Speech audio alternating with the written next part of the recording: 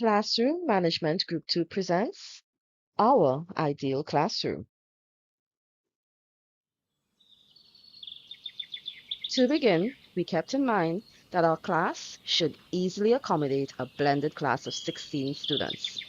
Looking at the physical layout of our classroom, we wanted a space that was large, well lit, well ventilated, and had multifunctional areas.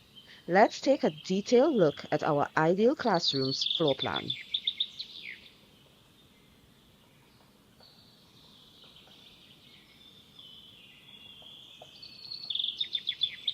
Upon entering the classroom, to your right is the sick room that also doubles as a first aid area. Next, there's a kitchenette that houses a refrigerator, a microwave, and a sink. Next to this is a storeroom used to secure cleaning and stationery supplies. Along the outer wall of this storage area is a bank of filing cabinets that would be used to house student files and other important documents relevant for the management of the classroom. Then there is a dedicated printing area where both a printer and a copier would be housed. Rounding up this space is the teacher's desk, complete with a computer and a bookshelf that will house both text and reference books that for use by the teacher. Next, we move on to the second area, which is the general classroom section, where students' desks are laid out in a group pod format. The group pod arrangement can be designed with rectangular, circular, or trapezoid tables or individual desks. Generally, teachers use this layout to foster a learning community where students are encouraged to work with one another and build peer relationships. The desks are also easy to move, and the layout can be changed to suit the specific needs of the class. To the right of this area, just under the large windows, is a storage area for students' book bags, and lunch bags. To the left, along the wall, next to the teacher's bookshelf, is a notice board that will hold general information for students. Rounding off this section of the classroom is an area where student work can permanently be on display. There is a raised area right in front of both a whiteboard and a smartboard where both teacher and students can give presentations. To the right of this is a storage table for visual media components. To the left, in a corner, is a movable board that has a whiteboard on one side and a corkboard on the other. This board can be moved to any area of the general classroom and can be used by both the teacher and students. In the other half of the classroom, we first encounter a large table that can accommodate the entire class. This table is the designated whole group area, where the entire class can gather for class discussions and art or science projects. To the right of the table is another display board that can be used to display current student artwork or science charts. Next to this is a large trough sink that can be used by students to clean up after an art project or a science assignment. Situated in the same area are the toilets, complete with hand wash and sink. To the left is an emergency exit. This is the reading area.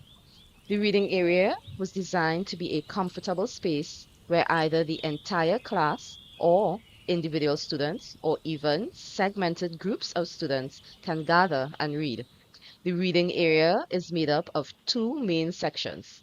There is a larger section to accommodate the entire class, and then there is a smaller section where either an individual student can have space to themselves or where a student and either the teacher or the guidance officer can have a one-on-one session. Now we have come to the final section of the classroom. This area has a few small group tables to accommodate group work, and it is situated next to the bookshelves, which is effectively the class library. These bookshelves house both fiction and non-fiction books. To the left of this area, under another one of the large windows, is a small computer area.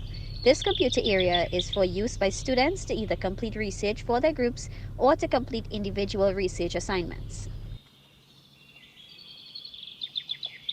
A few of the unseen elements of the classroom are climate control, 5G internet connectivity, and full spectrum or blue light, which is better for students than fluorescent lighting.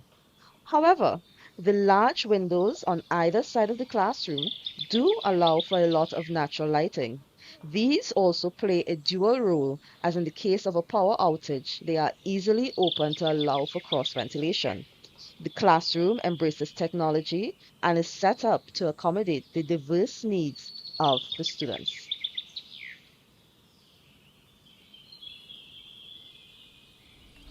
The atmosphere of our classroom would be warm and welcoming to the students to help them feel a sense of belonging.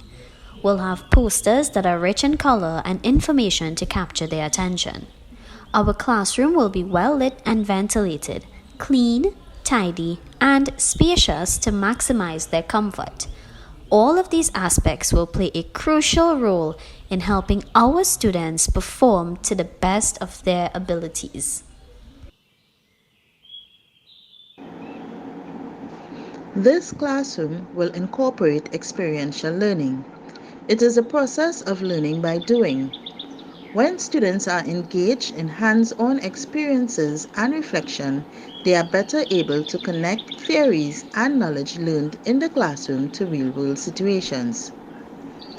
David Cobb is best known for his work on the experiential learning theory, or ELT. Cobb published this model in 1984, getting his influence from other great theorists including Jean Piaget, Kurt Lewin, and John Dewey.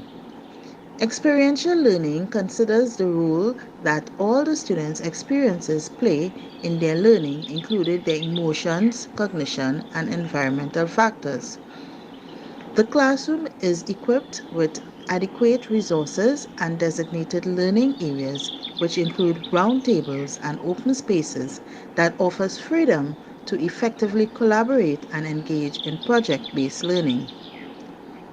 When students participate in experiential education opportunities, they gain 1.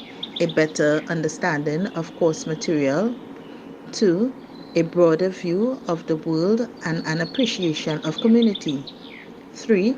Insight into their own skills, interests, passion, and values, 4. Opportunities to collaborate with peers, 5. Positive professional practices and skill sets, 6. The gratification of assessing in meeting community needs. 7. Self-confidence and leadership skills. This classroom is designed to give students the opportunity to learn in a way that suits and respects their individual needs and differences while creating an environment geared towards innovation, invention, and creativity.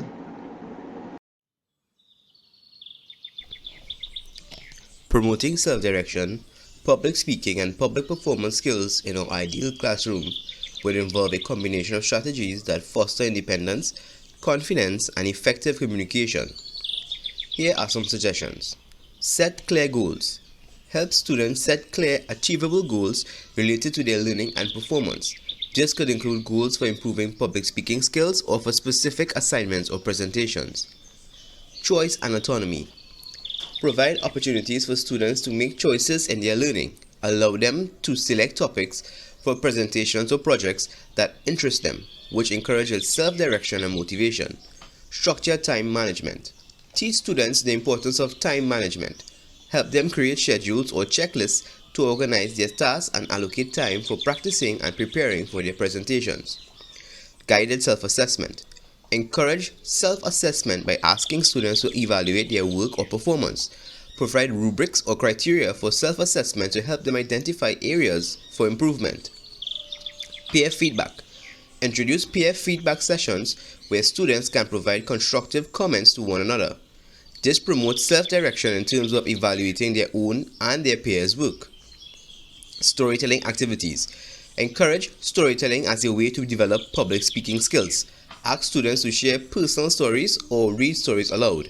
This can make public speaking more relatable and enjoyable.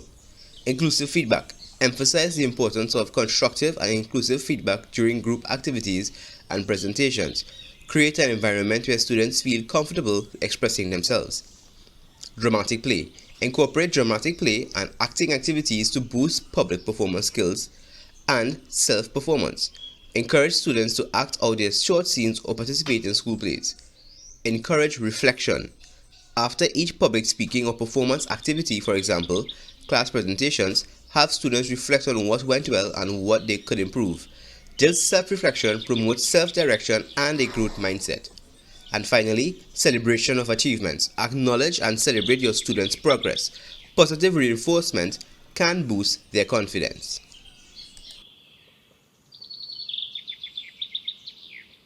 How can you encourage calmness, self-soothing, and relaxation in the classroom? The ideal classroom can place emphasis on creating and designing a calming atmosphere that allows for meditation and self-reflection in which students can distress and regain focus. Also, encouraging one-on-one conversations with your students can provide safe and supportive space for them to express their thoughts and feelings. Leading relaxing breathing exercises can reduce anxiety, manage discomfort, and help them to balance unpleasant thoughts. Exercise is a great way to channel nervous energy. Plus, it releases feel-good endorphins that can boost their mood. Engaging students in these activities, especially in the afternoons right after their lunchtime break, can help them feel more relaxed and be a little more settled in the classroom, setting the right mood to get them ready to carry on with their afternoon tasks.